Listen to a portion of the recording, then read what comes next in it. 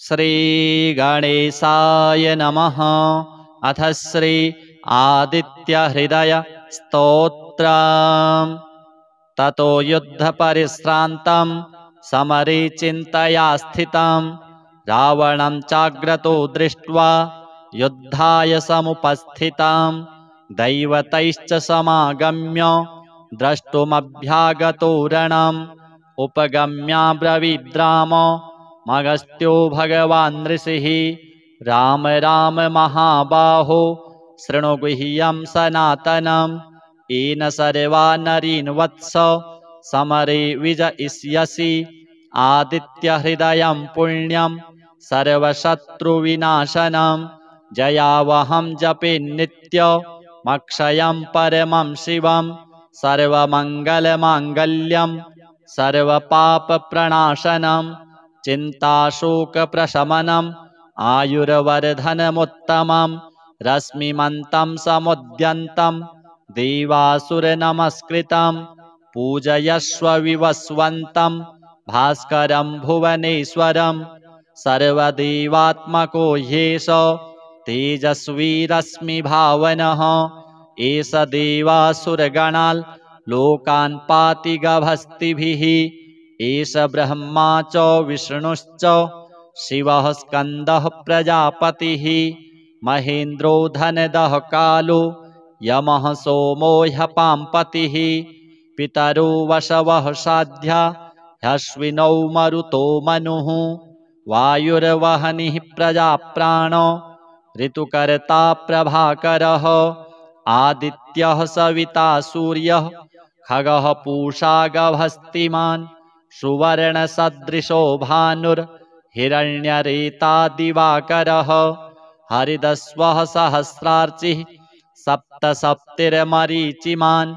तिमिरोन्मथनः शम्भुस्त्वष्टा मार्तण्ड अंशुमान् हिरण्यगर्भः शिशिरस्तपनो भास्करो रविः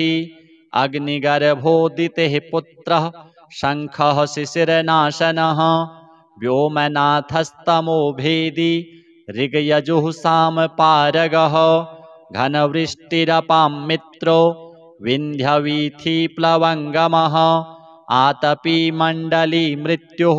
पिङ्गलः सर्वतापनः कविरविश्वो महातेजः रक्तः सर्वभवोद्भवः नक्षत्रग्रहताराणामधिपो विश्वभावनः तेजसामपि तेजस्वी द्वादशात्मन्नमोऽस्तु ते नमः पूर्वाय गिरये पश्चिमायाद्रये नमः ज्योतिर्गणानां पतये दीनाधिपतये नमः जयाय जयभद्राय हर्यश्वाय नमो नमः नमो नमः सहस्रांशो आदित्याय नमो नमः नम उग्राय वीराय सारंगाय नमो नमः नमः पद्मप्रबोधाय मार्तण्डाय नमो नमः ब्रह्मेशानाच्युतेशाय सूर्यायादित्यवर्चसे भास्वते सर्वभक्षाय रौद्राय वपुषे नमः तमोघ्नाय हिमघ्नाय शत्रुघ्नायामितात्मने कृतघ्नघ्नाय देवाय ज्योतिषां पतये नमः तप्तचामीकराभाय वहनये विश्वकर्मणे नमस्तमोभिनिघ्नाय रुचये लोकसाक्षिणे नाशयत्येष वैभूतं तदेव सृजति प्रभुः पायत्येष तपत्येष वर्षत्येष गभस्तिभिः एष सुप्तेषु जागर्ति भूतेषु परिनिष्ठितः एष एवाग्निहोत्रं च फलं चैवाग्निहोत्रिणां वेदाश्च क्रतवश्चैव क्रतूनां फलमेव च यानि कृत्यानि लोकेषु सर्व एष रविः प्रभुः येन मापत्सु कृच्छ्रेषु कान्तारेषु भयेषु च कीर्तयन् पुरुषः कश्चिन् नावसीदति राघव पूजयस्वैनमेकाग्रो देवदेवं जगत्पतिम् एतत्त्रिगुणितं जप्त्वा युद्धेषु विजयिष्यसि अस्मिन् क्षणे महाबाहो रावणं त्वं वधिष्यसि। एवमुक्त्वा तदागस्त्यो जगाम च यथागतम् एतच्छ्रुत्वा महातेजा नष्टशोकोऽभवत्तदा धारयामास सुप्रीतो राघवः प्रयतात्मवान् आदित्यं प्रेक्ष्य जप्त्वा तु परं हर्षमवाप्तवान् त्रिराचम्यशुचिर्भूत्वा धनुरादाय वीर्यवान् रावणं प्रेक्ष्य हृष्टात्मा युद्धाय समुपागमत् सर्वयत्नेन महता वधे तस्य धृतोऽभवत्। अथ रविरवदन्निरीक्ष्य रामं मुदितमनः परमं प्रहृष्यमाणः निशिचरपतिसंक्षयं विदित्वा सुरगणमध्यगतो वचस्त्वरेति। आदित्य कवच। ॐ अस्य श्रीमदादित्यकवच स्तोत्रमहामन्त्रस्य याज्ञवल्क्यो महर्षिः अनुष्टुप् जगति छन्दसि घृणिरिति बीजं सूर्य इति शक्तिः आदित्य इति कीलकं श्रीसूर्यनारायणप्रीत्यर्थे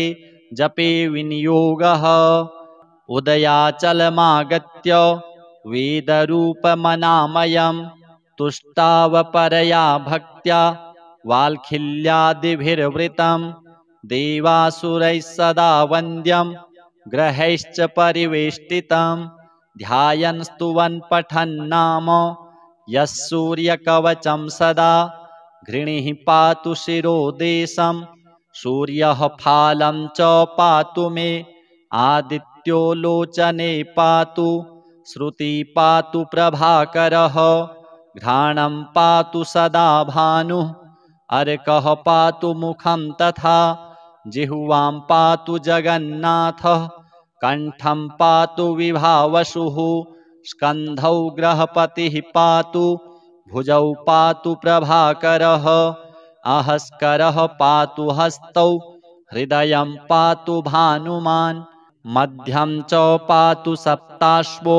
नाभिं पातु नभो मणिः द्वादशात्मा कटिं पातु सविता पातु सृक्किणी ऊरू पातु सुरश्रेष्ठो जानुनी पातु भास्करः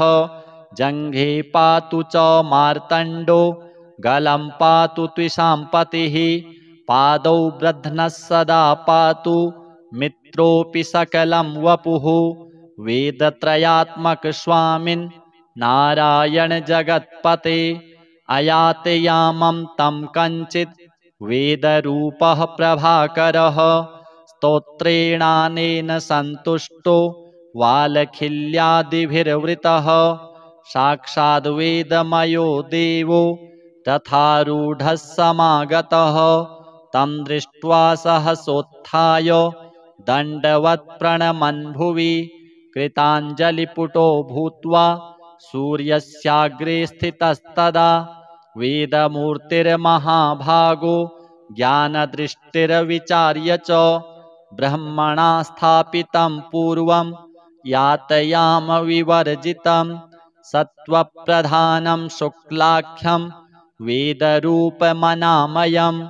शब्दब्रह्ममयं वेदं सत्कर्म ब्रह्मवाचकं मुनिमध्यापयामास प्रथमं सविता स्वयं तेन प्रथमदत्तेन वेदेन परमेश्वरः याज्ञवल्क्यो मुनिश्रेष्ठः कृतकृत्यो भवत्तदा ऋगादिसकलान् वेदान् ज्ञातवान् सूर्यसन्निधौ इदं प्रोक्तं महापुण्यं पवित्रं पापनाशनं यः पठेत् शृणुयाद्वापि सर्वपापैः प्रमुच्यते वेदार्थज्ञानसम्पन्नः सूर्यलोकमवाप्नुयात्। सूर्यनारायणाय नमः। अथ श्री भुवनेश्वरी अष्टोत्तरशतनाम स्तोत्रम्। कैलासशिखरे रम्ये नानारत्नोपशोभिते नरनारीहितार्थाय शिवं पप्रच्छ पार्वती देव्युवाच भुवनेशी महाविद्या नाम्नामष्टोत्तरं शतं कथयस्व महादेव यद्यहं तव वल्लभा। ईश्वर उवाच शृणु देवि महाभागे स्तवराजमिदं शुभं सहस्रनाम्नामधिकं सिद्धिदं मोक्षहेतुकं शुचिभिः प्रातरुत्थाय पठितव्यः समाहितैः त्रिकालं श्रद्धया युक्तैः सर्वकामफलप्रदः। अस्य श्री भुवनेश्वरी अष्टोत्तरशतनाम स्तोत्रमन्त्रस्य शक्तिरऋषिः गायत्री छन्दः श्री भुवनेश्वरी देवता चतुर्विधफल पुरुषार्थसिद्ध्यर्थे जपे विनियोगः। ॐ महामाया महाविद्या महायोगा महोत्कटा माहेश्वरी कुमारी च ब्रह्माणी ब्रह्मरूपिणी वागीश्वरी योगरूपा योगिनी कोटिसेविता जया च विजया चैव कौमारी सर्वमङ्गला हिङ्गुला च विलासी च ज्वालिनी ज्वालरूपिणी ईश्वरी क्रूरसंहारी कुलमार्गप्रदायिनी वैष्णवी शुभगाकारा सुकुल्या कुलपूजिता वामांगा वामचारा च वामदेवप्रिया तथा डाकिनी योगिनी रूपा भूतेशी भूतनायिका पद्मावती पद्मनेत्रा प्रबुद्धा च सरस्वती भूचरी खेचरी माया मातंगी भुवनेश्वरी कांता पतिव्रता साक्षी सुचक्षुः कुंडवासिनी उमा कुमारी लोकेशी सुकेशी पद्मरागिणी इंद्राणी ब्रह्मचंडाली चंडिका वायुवल्लभा सर्वधातुमयी मूर्तिर्जलरूपा जलोदरी आकाशी रणगा चैव नृकपालविभूषणा नर्मदा मोक्षदा चैव धर्मकामार्थदायिनी गायत्री चाथ सावित्री त्रिसन्ध्या तीर्थगामिनी अष्टमी नवमी चैव दशम्यैकादशी तथा पौर्णमासी कुहूरूपा तिथिमूर्तिस्वरूपिणी सुरारिनाशकारी च उग्ररूपा च वत्सला अनला अर्धमात्रा च अरुणा पीतलोचना लज्जा सरस्वती विद्या भवानी पापनाशिनी नागपाशधरा मूर्तिः अगाधा धृतकुण्डला क्षत्ररूपाक्षयकरी तेजस्विनी शुचिस्मिता अव्यक्ताव्यक्तलोका च शम्भुरूपा मनस्विनी मातंगी मत्तमातंगी महादेवप्रिया सदा दैत्यग्नि चैव वाराही सर्वशास्त्रमयी शुभा य इदं पठते भक्त्या शृणुयाद्वा समाहितः अपुत्रो लभते पुत्रं निर्धनो धनवान् भवेत् मूर्खोऽपि लभते शास्त्रं चोरोऽपि लभते गतिं वेदानां पाठको विप्रः क्षत्रियो विजयी भवेत् वैश्यस्तु धनवान् भूयात् शूद्रस्तु सुखमेधते अष्टम्यां च चतुर्दश्यां नवम्यां चैकचेतसः ये पठन्ति सदा भक्त्या न ते वै दुःखभागिनः एककालं द्विकालं वा त्रिकालं वा चतुर्थकं ये पठन्ति सदा भक्त्या स्वर्गलोके च पूजिताः रुद्रं दृष्ट्वा यथा देवाः पन्नगा गरुडं यथा शत्रवः प्रपलायन्ते तस्य वक्त्रविलोकनात् भुवनेश्वर्यै नमः। नवग्रह स्तोत्रम् जपाकुसुमसङ्काशं काश्यपीयं महाद्युतिं तमूरिं सर्वपापघ्नं प्रणतोऽस्मि दिवाकरं दधिशङ्खतुषाराभं क्षीरोदार्णवसम्भवं नमामि शशिनं सोमं शम्भोर्मुकुटभूषणं धरणीगर्भसम्भूतं विद्युत्कान्तिसमप्रभं कुमारं शक्तिहस्तं तं मङ्गलं प्रणमाम्यहं प्रियङ्गुकलिकाश्यामं रूपेणाप्रतिमं बुधं सौम्यं सौम्यगुणोपेतं तं बुधं प्रणमाम्यहं देवानां च ऋषीणां च गुरुं काञ्चनसन्निभं बुद्धिभूतं त्रिलोकेशं तं नमामि बृहस्पतिं हिमकुन्दमृणालाभं दैत्यानां परमं गुरुं सर्वशास्त्रप्रवक्तारं भार्गवं प्रणमाम्यहं नीलाञ्जनसमाभासं रविपुत्रं यमाग्रजं छायामार्तण्डसम्भूतं तं नमामि शनैश्चरम् अर्धकायं महावीर्यं चन्द्रादित्यविमर्दनं सिंहिकागर्भसम्भूतं तं राहुं प्रणमाम्यहं पलाशपुष्पसङ्काशं तारकाग्रहमस्तकं रौद्रं रौद्रात्मकं घोरं तं केतुं प्रणमाम्यहम् इति व्यासमुखोद्गीतं यः पठेत् सुसमाहितः दिवा वा यदि वा रात्रौ विघ्नशान्तिर्भविष्यति नरनारी नृपाणां च भवेद्दुः स्वप्ननाशनः ऐश्वर्यमतुलं तेषाम् आरोग्यं पुष्टिवर्धनं ग्रहनक्षत्रजः पीडास्तस्कराग्निसमुद्भवाः ताः सर्वाः प्रशमं यान्ति व्यासो ब्रूते न संशयः। श्री आदित्य भुवनेश्वरी नवग्रह देवार्पणमस्तु। अथ श्री आदित्य हृदय स्तोत्रम्। ततो युद्धपरिश्रान्तं समरे चिन्तया स्थितं रावणं चाग्रतो दृष्ट्वा युद्धाय समुपस्थितं दैवतैश्च समागम्य द्रष्टुमभ्यागतो रणम् उपगम्याब्रवीद्राम मगस्त्यो भगवान् ऋषिः राम राम महाबाहो शृणु गुह्यं सनातनम् येन सर्वा नरीन् वत्स समरे विजयिष्यसि आदित्यहृदयं पुण्यं सर्वशत्रुविनाशनं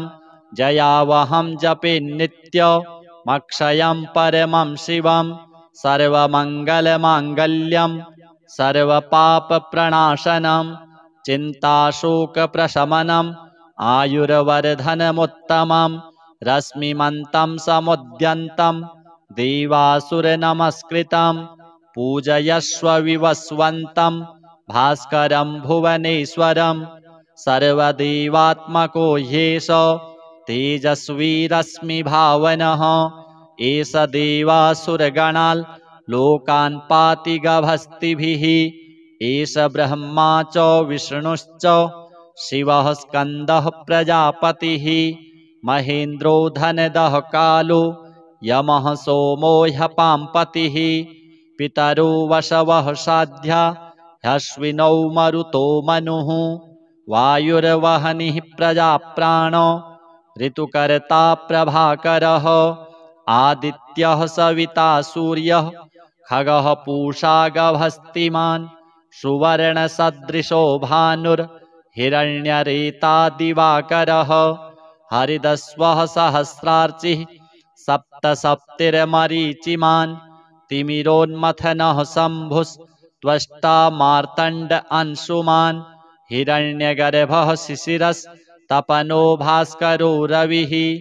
अग्निगर्भोदितेः पुत्रः शङ्खः शिशिरनाशनः व्योमनाथस्तमो भेदी ऋग्यजुः सामपारगः घनवृष्टिरपां मित्रो विन्ध्यवीथिप्लवङ्गमः आतपी मण्डली मृत्युः पिङ्गलः सर्वतापनः कविरविश्वो महातेजः रक्तः सर्वभवोद्भवः नक्षत्रग्रहताराणामधिपो विश्वभावनः तेजसामपि तेजस्वी द्वादशात्मन्नमोऽस्तु ते नमः पूर्वाय गिरये पश्चिमायाद्रये नमः ज्योतिर्गणानां पतये दीनाधिपतये नमः जयाय जयभद्राय हर्यश्वाय नमो नमः नमो नमः सहस्रांशो आदित्याय नमो नमः नम उग्राय वीराय सारंगाय नमो नमः नमः पद्मप्रबोधाय मार्तण्डाय नमो नमः ब्रह्मेशानाच्युतेशाय सूर्यायादित्यवर्चसे भास्वते सर्वभक्षाय रौद्राय वपुषे नमः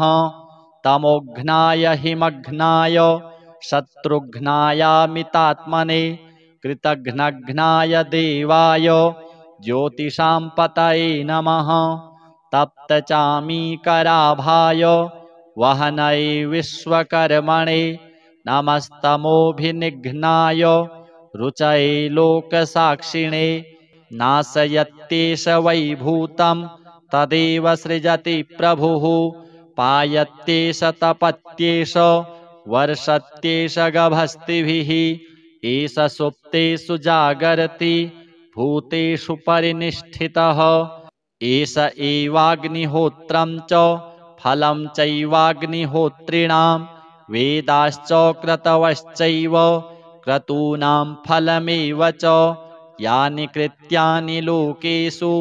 सर्व एष रविः प्रभुः एनमापत्सु कृच्छ्रेषु कान्तारेषु भयेषु च कीर्तयन् पुरुषः कश्चिन् नावसीदति राघव पूजयस्वैनमेकाग्रो देवदेवं जगत्पतिम् एतत्त्रिगुणितं जप्त्वा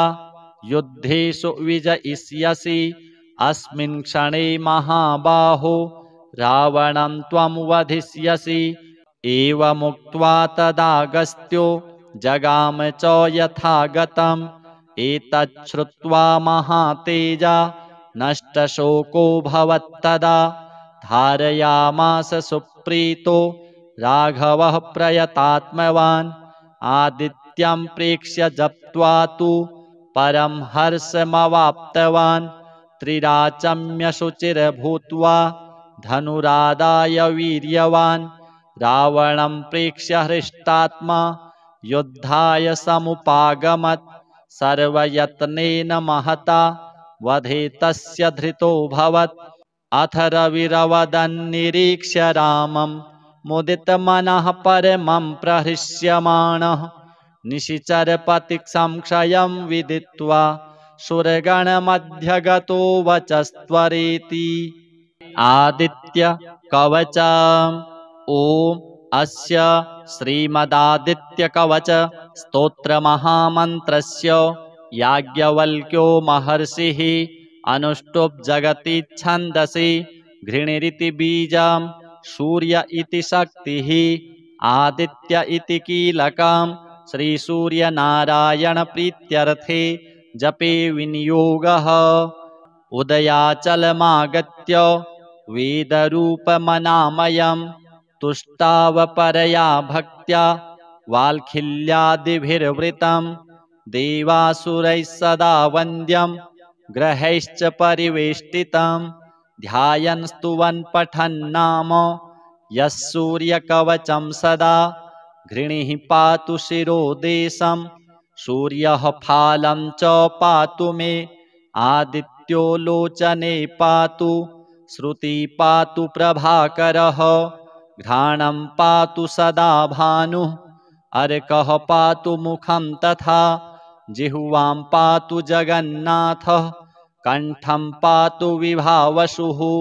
स्कन्धौ ग्रहपतिः पातु भुजौ पातु प्रभाकरः अहस्करः पातु हस्तौ हृदयं पातु भानुमान् मध्यं च पातु सप्ताश्वो नाभिं पातु नभो मणिः द्वादशात्मा कटिं पातु सविता पातु सृक्किणी ऊरू पातु सुरश्रेष्ठो जानुनी पातु भास्करः जङ्घे पातु च मार्तण्डो गलं पातु त्विषाम्पतिः पादौ ब्रध्नः सदा पातु मित्रोऽपि सकलं वपुः वेदत्रयात्मक स्वामिन् नारायण जगत्पते अयातयामं तं कञ्चित् वेदरूपः प्रभाकरः स्तोत्रेणानेन सन्तुष्टो वालखिल्यादिभिर्वृतः साक्षाद्वेदमयो देवो तथारूढः समागतः तं दृष्ट्वा सहसोत्थाय दण्डवत् प्रणमन् भुवि कृताञ्जलिपुटो भूत्वा सूर्यस्याग्रे स्थितस्तदा वेदमूर्तिर्महाभागो ज्ञानदृष्टिर्विचार्य च ब्रह्मणा स्थापितं पूर्वं यातयामविवर्जितं सत्त्वप्रधानं शुक्लाख्यं वेदरूपमनामयं शब्दब्रह्ममयं वेदं सत्कर्म ब्रह्मवाचकं मुनिमध्यापयामास प्रथमं सविता स्वयं तेन प्रथमदत्तेन वेदेन परमेश्वरः याज्ञवल्क्यो मुनिश्रेष्ठः कृतकृत्यो भवत्तदा ऋगादिसकलान् वेदान् ज्ञातवान् सूर्यसन्निधौ इदं प्रोक्तं महापुण्यं पवित्रं पापनाशनं यः पठेत् शृणुयाद्वापि सर्वपापैः प्रमुच्यते वेदार्थज्ञानसम्पन्नः सूर्यलोकमवाप्नुयात् सूर्यनारायणाय नमः। अथ श्री भुवनेश्वरी अष्टोत्तरशतनाम स्तोत्रम्। कैलासशिखरे रम्ये नानारत्नोपशोभिते नरनारीहितार्थाय शिवं पप्रच्छ पार्वती देव्युवाच भुवनेशी महाविद्या नाम्नामष्टोत्तरं शतं कथयस्व महादेव यद्यहं तव वल्लभा। ईश्वर उवाच शृणु देवी महाभागे स्तवराजमिदं शुभं सहस्रनाम्नामधिकं सिद्धिदं मोक्षहेतुकं शुचिभिः प्रातरुत्थाय पठितव्यः समाहितैः त्रिकालं श्रद्धया युक्तैः सर्वकामफलप्रदः।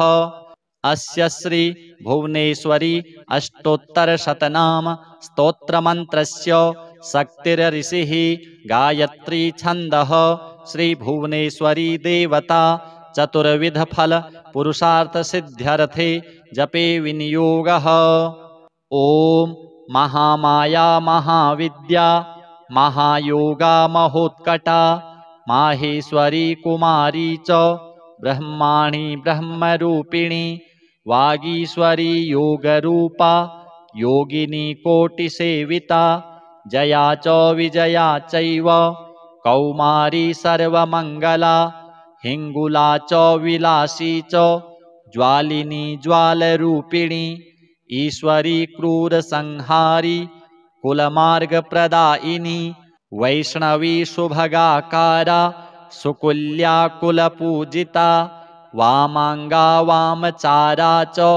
वामदेवप्रिया तथा डाकिनी योगिनी रूपा भूतेशी भूतनायिका पद्मावती पद्मनेत्रा प्रबुद्धा च सरस्वती भूचरी खेचरी माया मातंगी भुवनेश्वरी कांता पतिव्रता साक्षी सुचक्षुः कुंडवासिनी उमा कुमारी लोकेशी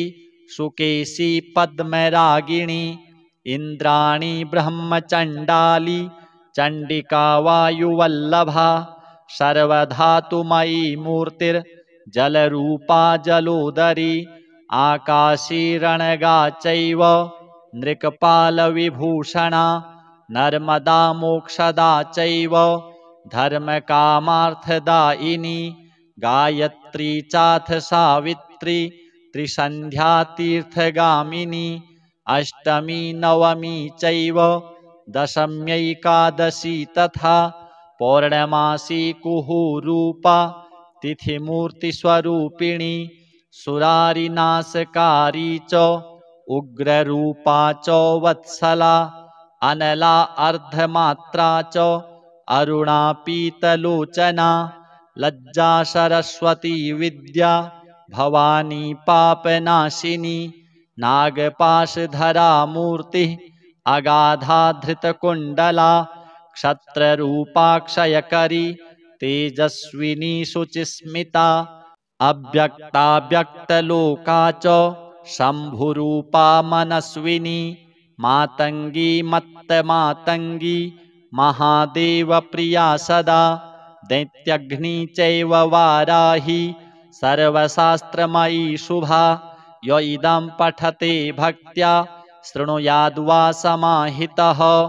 अपुत्रो लभते पुत्रं निर्धनो धनवान् भवेत् मूर्खोऽपि लभते शास्त्रं चोरोऽपि लभते गतिं वेदानां पाठको विप्रः क्षत्रियो विजयी भवेत् वैश्यस्तु धनवान् भूयात् शूद्रस्तु सुखमेधते अष्टम्यां च चतुर्दश्यां नवम्यां चैकचेतसः ये पठन्ति सदा भक्त्या न ते वै दुःखभागिनः एककालं द्विकालं वा त्रिकालं वा चतुर्थकं ये पठन्ति सदा भक्त्या स्वर्गलोके च पूजिताः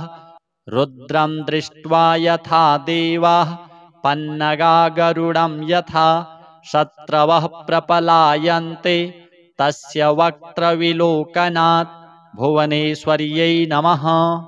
नवग्रह स्तोत्रम् जपाकुसुमसङ्काशं काश्यपीयं महाद्युतिं तमोरिं सर्वपापघ्नं प्रणतोऽस्मि दिवाकरं दधिशङ्खतुषाराभं क्षीरोदार्णवसम्भवं नमामि शशिनं सोमं शम्भोर्मुकुटभूषणं धरणीगर्भसम्भूतं विद्युत्कान्तिसमप्रभं कुमारं शक्तिहस्तं तं मङ्गलं प्रणमाम्यहं प्रियङ्गुकलिकाश्यामं रूपेणाप्रतिमं बुधं सौम्यं सौम्यगुणोपेतं तं बुधं प्रणमाम्यहं देवानां च ऋषीणां च गुरुं काञ्चनसन्निभं बुद्धिभूतं त्रिलोकेशं तं नमामि बृहस्पतिं हिमकुन्दमृणालाभं दैत्यानां परमं गुरुं सर्वशास्त्रप्रवक्तारं भार्गवं प्रणमाम्यहं नीलाञ्जनसमाभासं रविपुत्रं यमाग्रजं छायामार्तण्डसम्भूतं तं नमामि शनैश्चरम् अर्धकायं महावीर्यं चन्द्रादित्यविमर्दनं सिंहिकागर्भसम्भूतं तं राहुं प्रणमाम्यहं पलाशपुष्पसङ्काशं तारकाग्रहमस्तकं रौद्रं रौद्रात्मकं घोरं तं केतुं प्रणमाम्यहम् इति व्यासमुखोद्गीतं यः पठेत् सुसमाहितः दिवा वा यदि वा रात्रौ विघ्नशान्तिर्भविष्यति नरनारी नृपाणां च भवेद्दुः स्वप्ननाशनः ऐश्वर्यमतुलं तेषाम् आरोग्यं पुष्टिवर्धनं ग्रहनक्षत्रजः पीडास्तस्कराग्निसमुद्भवाः ताः सर्वाः प्रशमं यान्ति व्यासो ब्रूते न संशयः। श्री आदित्य भुवनेश्वरी नवग्रह देवार्पणमस्तु। अथ श्री आदित्य हृदय स्तोत्रम्। ततो युद्ध परिश्रान्तं समरे चिन्तया स्थितं रावणं चाग्रतो दृष्ट्वा युद्धाय समुपस्थितां दैवतैश्च समागम्य द्रष्टुमभ्यागतो रणम् उपगम्याब्रवीद्राम मगस्त्यो भगवान् ऋषिः राम राम महाबाहो शृणु गुह्यं सनातनम् येन सर्वा नरीन् वत्स समरे विजयिष्यसि आदित्यहृदयं पुण्यं सर्वशत्रुविनाशनं जयावहं जपे नित्यमक्षयं परमं शिवं सर्वमङ्गलमाङ्गल्यं सर्वपापप्रणाशनं चिन्ताशोकप्रशमनम् आयुर्वर्धनमुत्तमं रश्मिमन्तं समुद्यन्तं देवासुरनमस्कृतं पूजयस्व विवस्वन्तं भास्करं भुवनेश्वरं सर्वदेवात्मको ह्येष तेजस्वी रश्मिभावनः एष देवासुरगणाल् लोकान् पाति गभस्तिभिः एष ब्रह्मा च विष्णुश्च शिवः स्कन्दः प्रजापतिः महेन्द्रो धनदः कालो यमः सोमो ह्यपाम्पतिः पितरो वशवः साध्या ह्यश्विनौ मरुतो मनुः वायुर्वहनिः प्रजाप्राणो ऋतुकर्ता प्रभाकरः आदित्यः सविता सूर्यः खगः पूषा गभस्तिमान् सुवर्णसदृशो भानुर्हिरण्यरेता दिवाकरः हरिदस्वः सहस्रार्चिः सप्तसप्तिर्मरीचिमान् तिमिरोन्मथनः शम्भुस्त्वष्टा मार्तण्ड अंशुमान् हिरण्यगर्भः शिशिरस्तपनो भास्करो रविः अग्निगर्भोदितेः पुत्रः शङ्खः शिशिरनाशनः व्योमनाथस्तमो भेदी ऋग्यजुः सामपारगः घनवृष्टिरपां मित्रो विन्ध्यवीथिप्लवङ्गमः आतपी मण्डली मृत्युः पिङ्गलः सर्वतापनः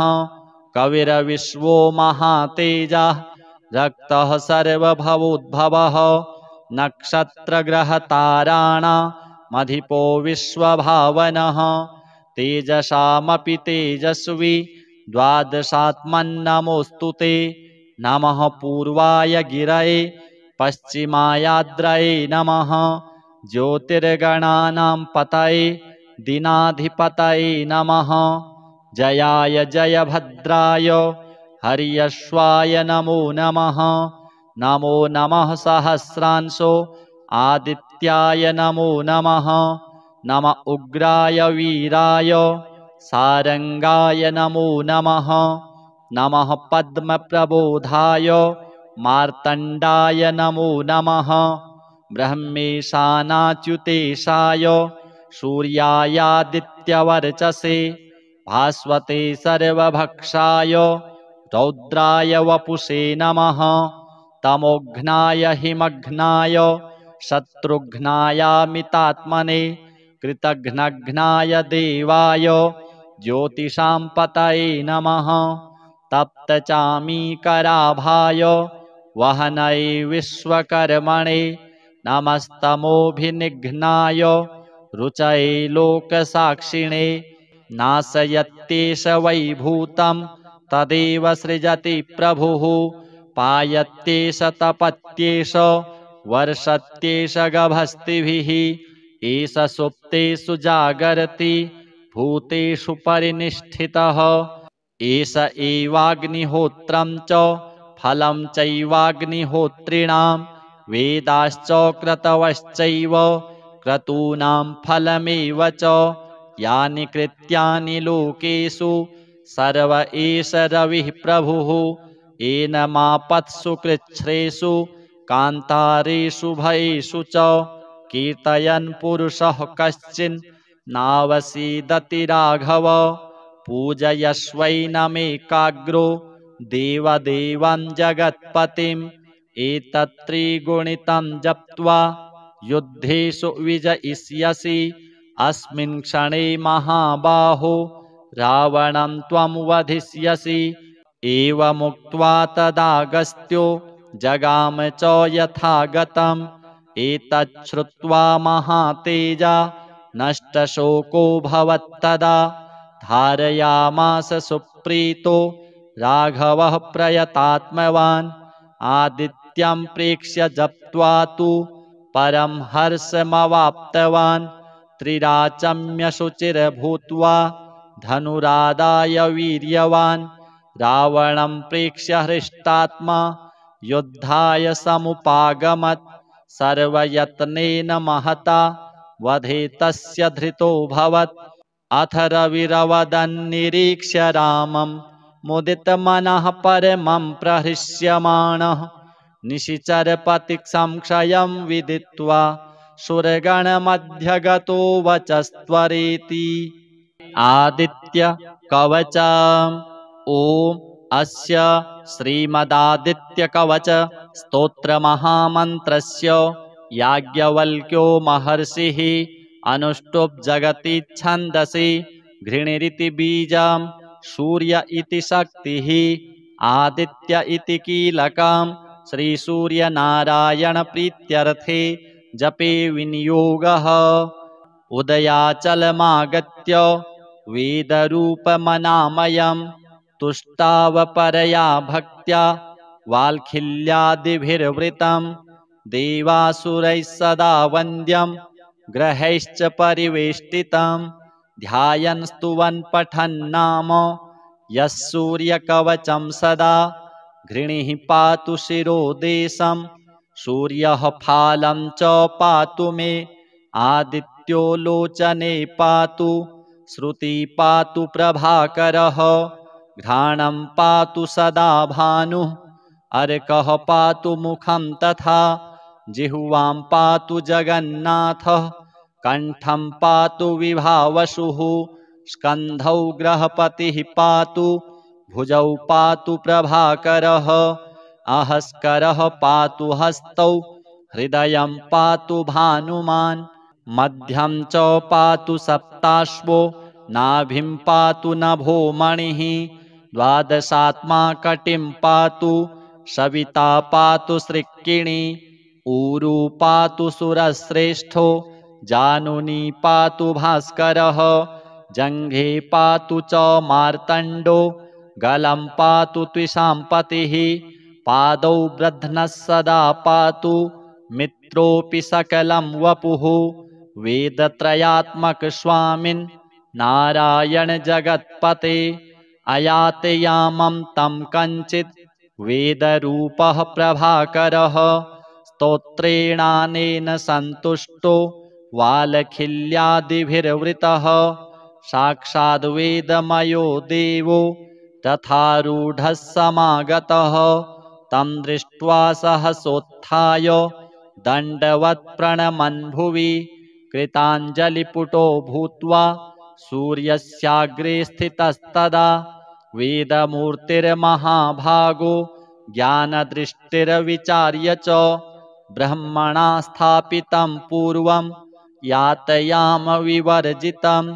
सत्त्वप्रधानं शुक्लाख्यं वेदरूपमनामयं शब्दब्रह्ममयं वेदं सत्कर्म ब्रह्मवाचकं मुनिमध्यापयामास प्रथमं सविता स्वयं तेन प्रथमदत्तेन वेदेन परमेश्वरः याज्ञवल्क्यो मुनिश्रेष्ठः कृतकृत्यो भवत्तदा ऋगादिसकलान् वेदान् ज्ञातवान् सूर्यसन्निधौ इदं प्रोक्तं महापुण्यं पवित्रं पापनाशनं यः पठेत् शृणुयाद्वापि सर्वपापैः प्रमुच्यते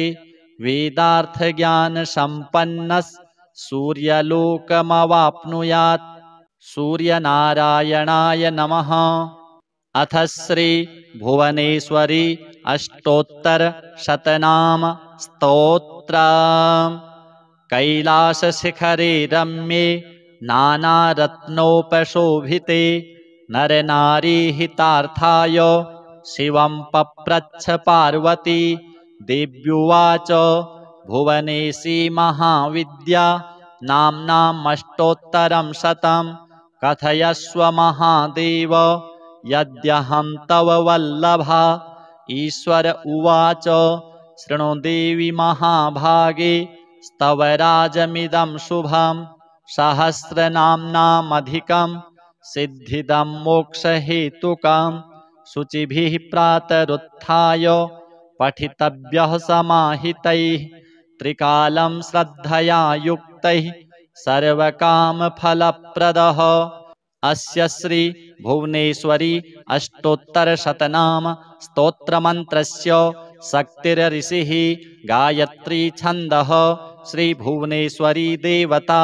चतुर्विधफल पुरुषार्थसिद्ध्यर्थे जपे विनियोगः। ॐ महामाया महाविद्या महायोगा महोत्कटा माहेश्वरी कुमारी च ब्रह्माणी ब्रह्मरूपिणी वागीश्वरी योगरूपा योगिनी कोटिसेविता जया च विजया चैव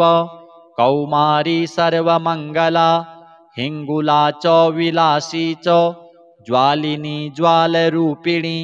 ईश्वरी क्रूरसंहारी कुलमार्गप्रदायिनी वैष्णवी सुभगाकारा सुकुल्या कुलपूजिता वामांगा वामचारा च वामदेवप्रिया तथा डाकिनी योगिनी रूपा भूतेशी भूतनायिका पद्मावती पद्मनेत्रा प्रबुद्धा च सरस्वती भूचरी खेचरी माया मातंगी भुवनेश्वरी कांता पतिव्रता साक्षी सुचक्षुः कुंडवासिनी उमा कुमारी लोकेशी सुकेशी पद्मरागिणी इंद्राणी ब्रह्मचंडाली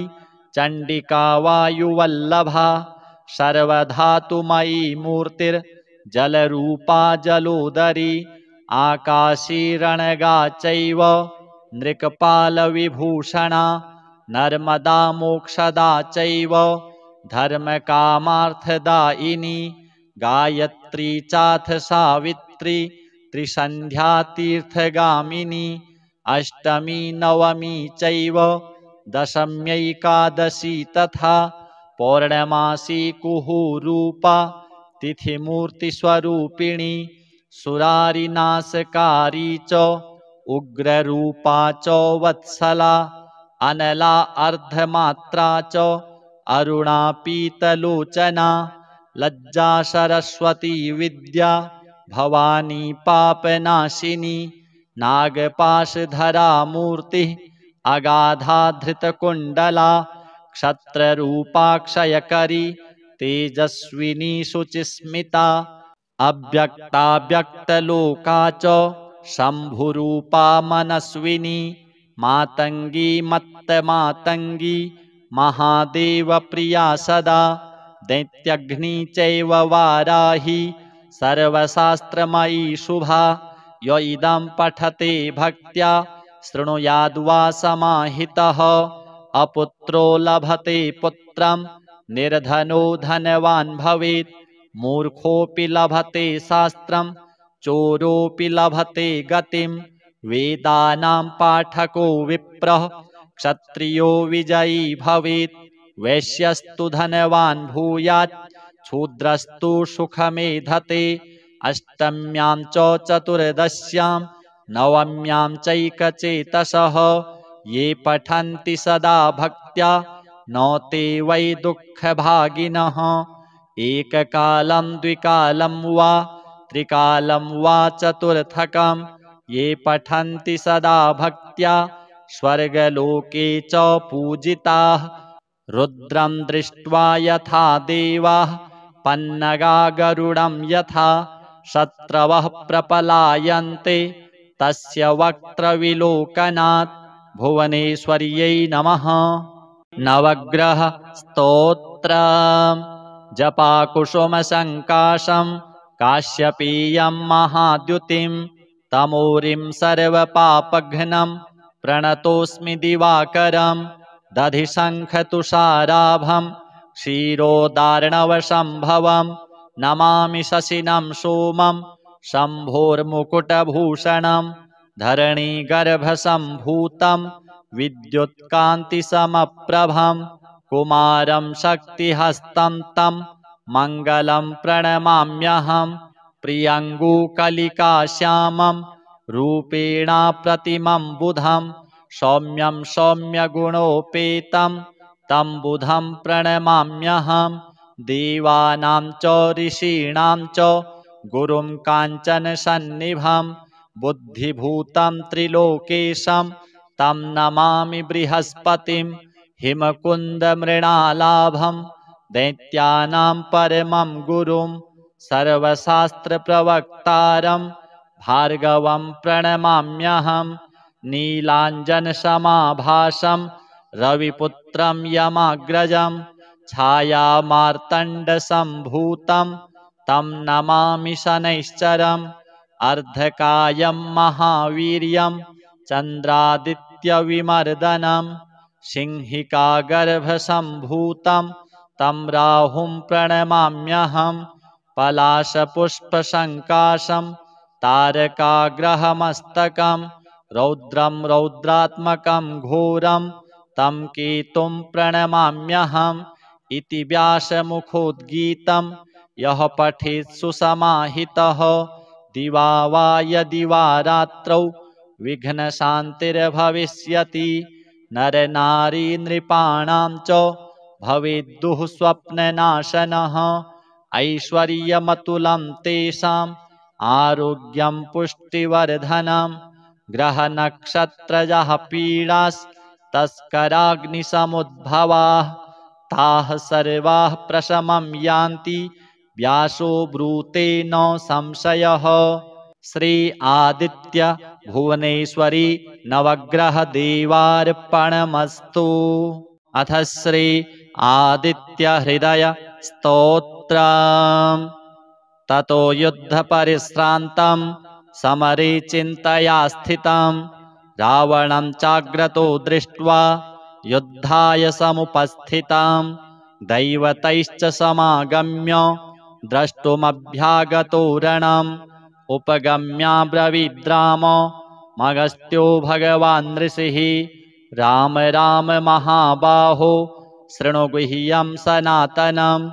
येन सर्वा नरीन् वत्स समरे विजयिष्यसि आदित्यहृदयं पुण्यं सर्वशत्रुविनाशनं जयावहं जपे नित्यमक्षयं परमं शिवं सर्वमङ्गलमाङ्गल्यं सर्वपापप्रणाशनं चिन्ताशोकप्रशमनम् आयुर्वर्धनमुत्तमं रश्मिमन्तं समुद्यन्तं देवासुरनमस्कृतं पूजयस्व विवस्वन्तं भास्करं भुवनेश्वरं सर्वदेवात्मको ह्येष तेजस्वी रश्मिभावनः एष देवासुरगणान् लोकान् पाति गभस्तिभिः एष ब्रह्मा च विष्णुश्च शिवः स्कन्दः प्रजापतिः महेन्द्रो धनदः कालो यमः सोमो ह्यपाम्पतिः पितरो वशवः साध्या ह्यश्विनौ मरुतो मनुः वायुर्वहनिः प्रजाप्राणो ऋतुकर्ता प्रभाकरः आदित्यः सविता सूर्यः खगः पूषा गभस्तिमान् सुवर्णसदृशो भानुर्हिरण्यरेता दिवाकरः हरिदस्वः सहस्रार्चिः सप्तसप्तिर्मरीचिमान् तिमिरोन्मथनः शम्भुस्त्वष्टा मार्तण्ड अंशुमान् हिरण्यगर्भः शिशिरस्तपनो भास्करो रविः अग्निगर्भोदितेः पुत्रः शङ्खः शिशिरनाशनः व्योमनाथस्तमो भेदी ऋग्यजुः सामपारगः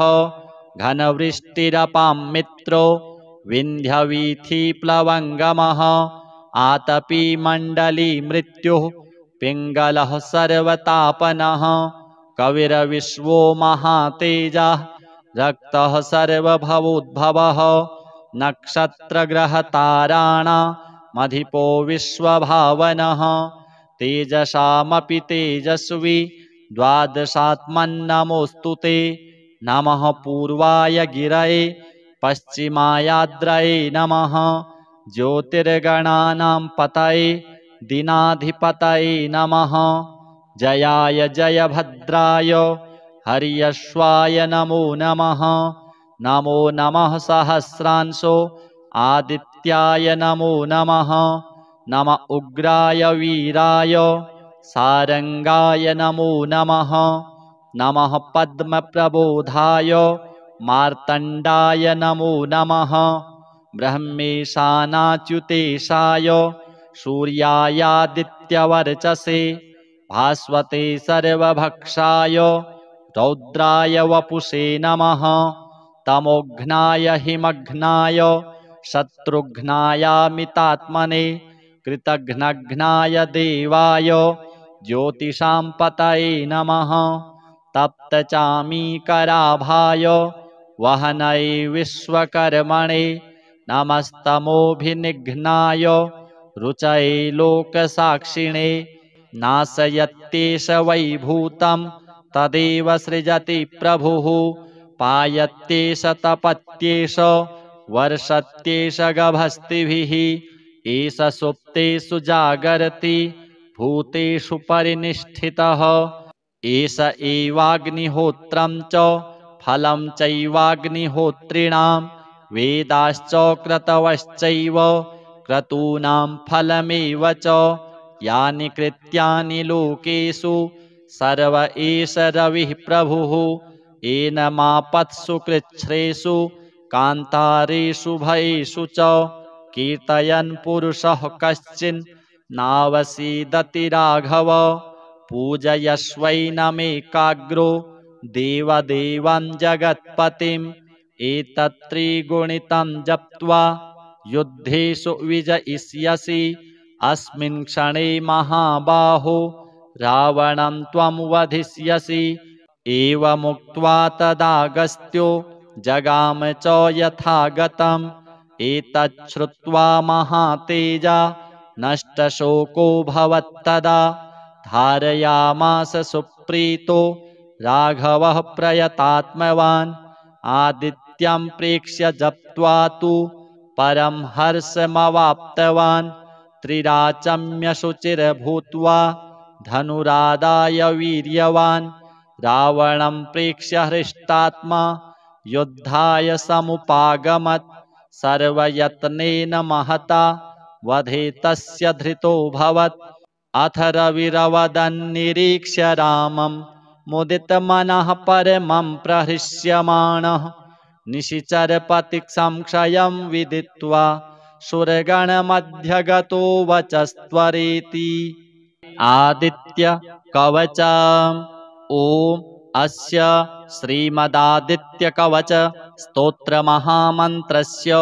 याज्ञवल्क्यो महर्षिः अनुष्टुप् जगति छन्दसि। घृणिरिति बीजं सूर्य इति शक्तिः आदित्य इति कीलकं। श्रीसूर्यनारायणप्रीत्यर्थे जपे विनियोगः। उदयाचलमागत्य वेदरूपमनामयं तुष्टावपरया भक्त्या वाल्खिल्यादिभिर्वृतं।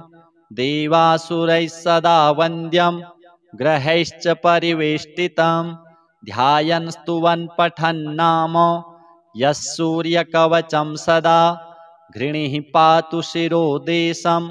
सूर्यः फालं च पातु मे। आदित्यो लोचने पातु श्रुति पातु प्रभाकरः। घ्राणं पातु सदा भानुः अर्कः पातु मुखं तथा। जिह्वां पातु जगन्नाथः कण्ठं पातु विभावसुः। स्कन्धौ ग्रहपतिः पातु भुजौ पातु प्रभाकरः। अहस्करः पातु हस्तौ हृदयं पातु भानुमान्। मध्यं च पातु सप्ताश्वो नाभिं पातु नभो मणिः। द्वादशात्मा कटिं पातु सविता पातु सृक्किणी। ऊरू पातु सुरश्रेष्ठो जानुनी पातु भास्करः। जङ्घे पातु च मार्तण्डो गलं पातु त्विषां पतिः पादौ ब्रध्नः सदा पातु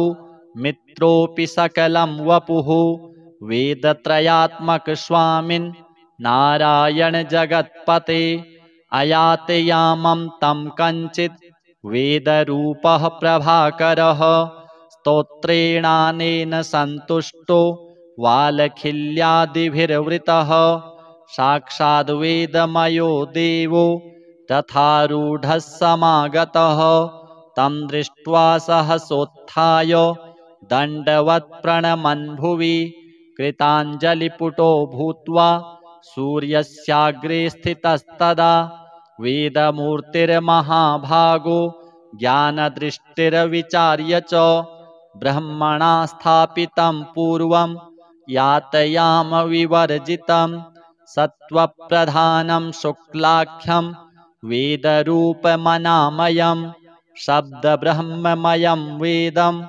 सत्कर्म ब्रह्मवाचकं मुनिमध्यापयामास प्रथमं सविता स्वयं तेन प्रथमदत्तेन वेदेन परमेश्वरः याज्ञवल्क्यो मुनिश्रेष्ठः कृतकृत्यो भवत्तदा ऋगादिसकलान् वेदान् ज्ञातवान् सूर्यसन्निधौ इदं प्रोक्तं महापुण्यं पवित्रं पापनाशनं यः पठेत् शृणुयाद्वापि सर्वपापैः प्रमुच्यते वेदार्थज्ञानसम्पन्नः सूर्यलोकमवाप्नुयात् सूर्यनारायणाय नमः। अथ श्री भुवनेश्वरी अष्टोत्तरशतनाम स्तोत्र। कैलासशिखरे रम्ये नानारत्नोपशोभिते नरनारीहितार्थाय शिवं पप्रच्छ पार्वती देव्युवाच भुवनेशी महाविद्या नाम्नामष्टोत्तरं शतं कथयस्व महादेव यद्यहं तव वल्लभा। ईश्वर उवाच शृणु देवी महाभागे स्तवराजमिदं शुभं सहस्रनाम्नामधिकं सिद्धिदं मोक्षहेतुकं शुचिभिः प्रातरुत्थाय पठितव्यः समाहितैः त्रिकालं श्रद्धया युक्तैः सर्वकामफलप्रदः। अस्य श्री भुवनेश्वरी अष्टोत्तरशतनाम स्तोत्रमन्त्रस्य शक्तिरऋषिः गायत्री छन्दः श्री भुवनेश्वरी देवता चतुर्विधफल पुरुषार्थसिद्ध्यर्थे जपे विनियोगः। ॐ महामाया महाविद्या महायोगा महोत्कटा माहेश्वरी कुमारी च ब्रह्माणी ब्रह्मरूपिणी वागीश्वरी योगरूपा योगिनी कोटिसेविता जया च विजया चैव कौमारी सर्वमङ्गला हिङ्गुला च विलासी च ज्वालिनी ज्वालरूपिणी ईश्वरी क्रूरसंहारी कुलमार्गप्रदायिनी वैष्णवी सुभगाकारा सुकुल्या कुलपूजिता वामांगा वामचारा च वामदेवप्रिया तथा डाकिनी योगिनी रूपा भूतेशी भूतनायिका पद्मावती पद्मनेत्रा प्रबुद्धा च सरस्वती भूचरी खेचरी माया मातंगी भुवनेश्वरी कांता पतिव्रता साक्षी सुचक्षुः कुंडवासिनी उमा कुमारी लोकेशी सुकेशी पद्मरागिणी इंद्राणी ब्रह्मचंडाली चंडिका वायुवल्लभा सर्वधातुमयी मूर्तिर्जलरूपा जलोदरी आकाशी रणगा चैव नृकपालविभूषणा नर्मदा मोक्षदा चैव धर्मकामार्थदायिनी गायत्री चाथ सावित्री त्रिसन्ध्या तीर्थगामिनी अष्टमी नवमी चैव दशम्यैकादशी तथा पौर्णमासी कुहुरूपा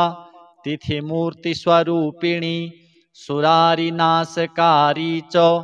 उग्ररूपा च वत्सला अनला अर्धमात्रा च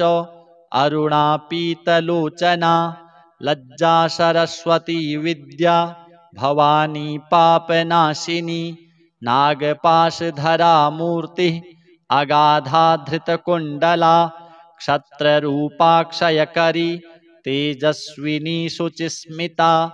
अव्यक्ता व्यक्तलोका च शम्भुरूपा मनस्विनी मातंगी मत्तमातंगी महादेवप्रिया सदा दैत्यग्नि चैव वाराही सर्वशास्त्रमयी शुभा य इदं पठते भक्त्या शृणुयाद्वा समाहितः अपुत्रो लभते पुत्रं निर्धनो धनवान् भवेत् मूर्खोऽपि लभते शास्त्रं चोरोऽपि लभते गतिं वेदानां पाठको विप्रः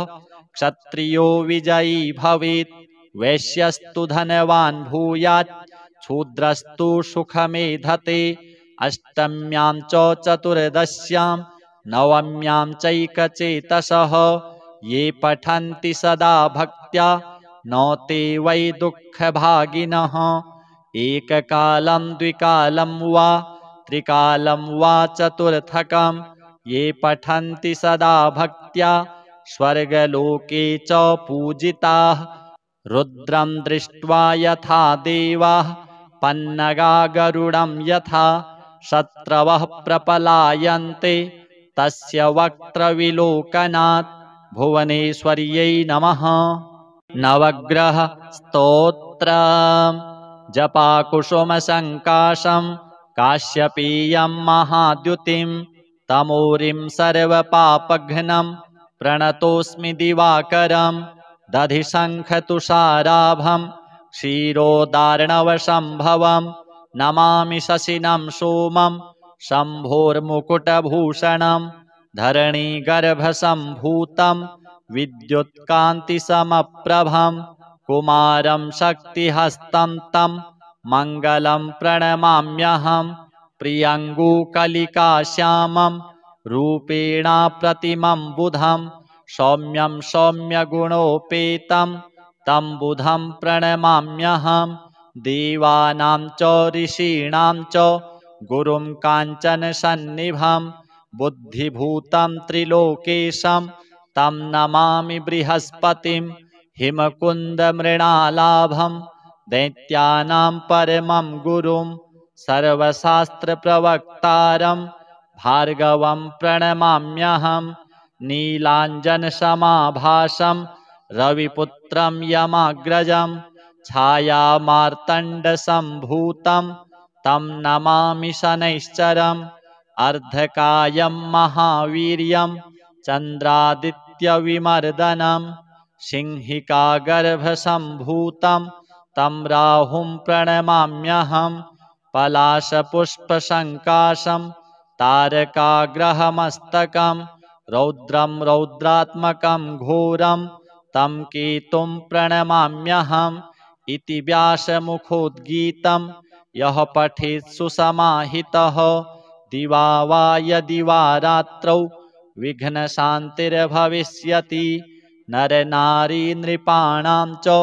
भवेद्दुः स्वप्ननाशनः ऐश्वर्यमतुलं तेषाम् आरोग्यं पुष्टिवर्धनं ग्रहनक्षत्रजः पीडास्तस्कराग्निसमुद्भवाः ताः सर्वाः प्रशमं यान्ति व्यासो ब्रूते न संशयः। श्री आदित्य भुवनेश्वरी नवग्रह देवार्पणमस्तु।